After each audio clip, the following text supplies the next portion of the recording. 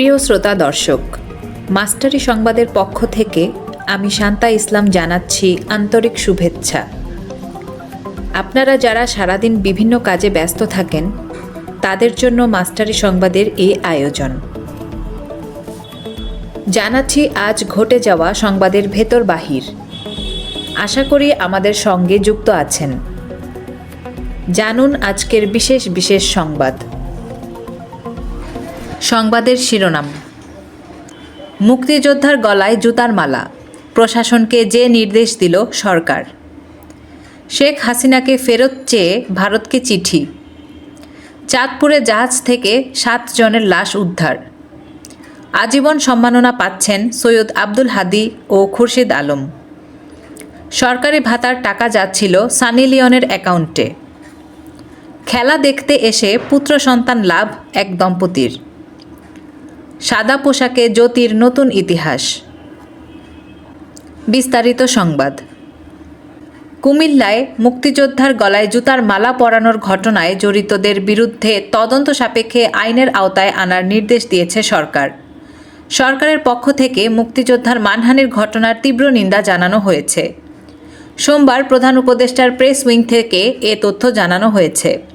স্থানীয় পুলিশের বরাত দিয়ে প্রেস উইং জানিয়েছে, মুক্তিযোদ্ধা আব্দুল হাই হত্যাসহ 9টি মামলার আসামি। আমরা সবাইকে আইন নিজের হাতে তুলে নেওয়া থেকে বিরত থাকার আহ্বান জানাই। পুলিশ ও স্থানীয় প্রশাসনকে ঘটনার তদন্ত শুরু করে দোষীদের আইনের আওতায় আনার জন্য বলা হয়েছে। ভারতে অবস্থানরত সাবেক প্রধানমন্ত্রী শেখ হাসিনাকে দেশে ফেরত পাঠাতে দিল্লিকে কূটনৈতিক পত্র দিয়েছে ঢাকা। সোমবার পররাষ্ট্র মন্ত্রণালয় থেকে এ তথ্য নিশ্চিত করা হয়েছে। এর আগে সোমবার সকালে স্বরাষ্ট্র উপদেষ্টা লেফটেন্যান্ট জেনারেল অবসরপ্রাপ্ত জাহাঙ্গীর আলম চৌধুরী বলেছেন, সাবেক প্রধানমন্ত্রী শেখ হাসিনাকে ফেরাতে পররাষ্ট্র মন্ত্রণালয়ে চিঠি পাঠানো হয়েছে। কোন উপায়ে শেখ হাসিনাকে ভারত থেকে ফেরত পাঠানো হবে জানতে চাইলে তিনি বলেন, আমাদের সঙ্গে ভারতের বন্দি বিনিময় চুক্তি আছে, ওই চুক্তি অনুযায়ী হবে। চাঁদপুরের মেঘনা নদীতে কার্গো জাহাজ থেকে 7 জনের লাশ উদ্ধার করা হয়েছে। তবে কিভাবে তাদের মৃত্যু হয়েছে তা এখন পর্যন্ত জানা যায়নি।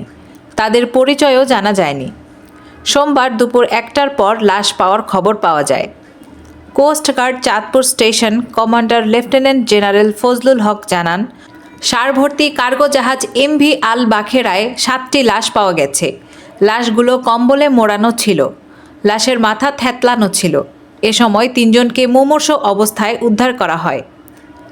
জাতীয় জরুরি সেবা নম্বর 999-এ খবর পেয়ে ঘটনাস্থলে আইনশৃঙ্খলা রক্ষা বাহিনীর সদস্যরা উদ্ধার অভিযান শুরু করেন। আজীবন সম্মাননা পাচ্ছেন বরেণ্য সঙ্গীতশিল্পী সৈয়দ আব্দুল হাদী ও খুরশিদ আলম।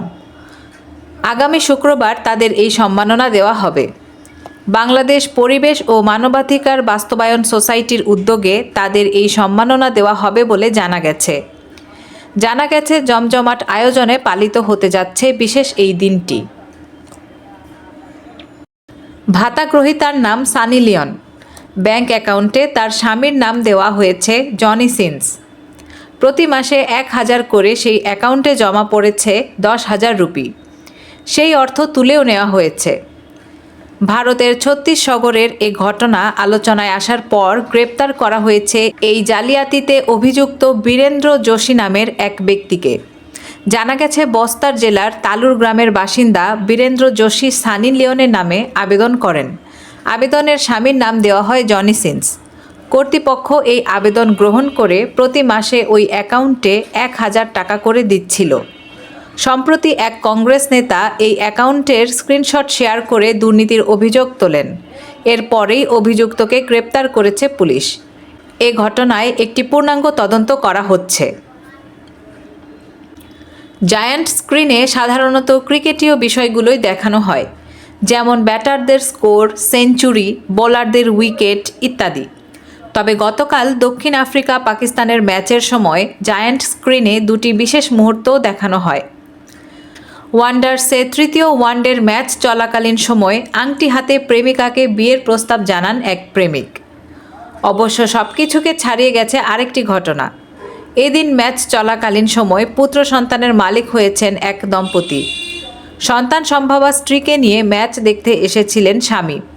তবে হঠাৎ করেই প্রসব বেদনা উঠলে স্টেডিয়ামের হাসপাতালে নেওয়া হয় সেই নারীকে। পরে পুত্র সন্তানের জন্ম হয়। এমন সুসংবাদ পরে জায়ান্ট স্ক্রিনে দেখানো হয়। সঙ্গে সেই দম্পতিকে অভিনন্দন জানিয়ে স্ক্রিনে ভেসে ওঠে স্টেডিয়ামেই পুত্র সন্তান জন্ম হওয়ায় মিস্টার ও মিসেস রাবেংকে অভিনন্দন। পুরো স্টেডিয়ামে তখন করতালির বৃষ্টি নামে। বাংলাদেশের নারী ক্রিকেটার হিসেবে টেস্টে সেঞ্চুরি করার কীর্তি গড়লেন জাতীয় দলের অধিনায়ক নিগার সুলতানা জ্যোতি। দীর্ঘ পরিসরের ক্রিকেটে এখন বাংলাদেশের প্রথম সেঞ্চুরিয়ান তিনি। রাজশাহীর শহীদ কামারুজ্জামান স্টেডিয়ামে বিসিএলে উত্তরাঞ্চলের বিপক্ষে মধ্যাঞ্চলের প্রথম ইনিংসে 153 রানের অপরাজিত ইনিংস খেলেছেন অধিনায়ক নিগার। এবারই প্রথম শুরু হয়েছে মেয়েদের প্রথম শ্রেণীর ক্রিকেট। 3 দিনের ম্যাচে উত্তরাঞ্চলের বিপক্ষে মধ্যাঞ্চলের হয়ে 153 রানের ইনিংস খেলেছেন জ্যোতি। 256 বলে 20-4, 2 ছক্কায় 150 ছাড়ানো ইনিংস খেলে মধ্যাঞ্চল অধিনায়ক থাকেন অপরাজিত। সংবাদের সূত্র কালের কণ্ঠ, কালবেলা। প্রিয় শ্রোতা দর্শক, মাস্টারি সংবাদের সঙ্গে থাকার জন্য ধন্যবাদ। যারা এখনও চ্যানেলটিকে সাবস্ক্রাইব করেননি তাদেরকে সাবস্ক্রাইব করে সঙ্গে থাকার আমন্ত্রণ।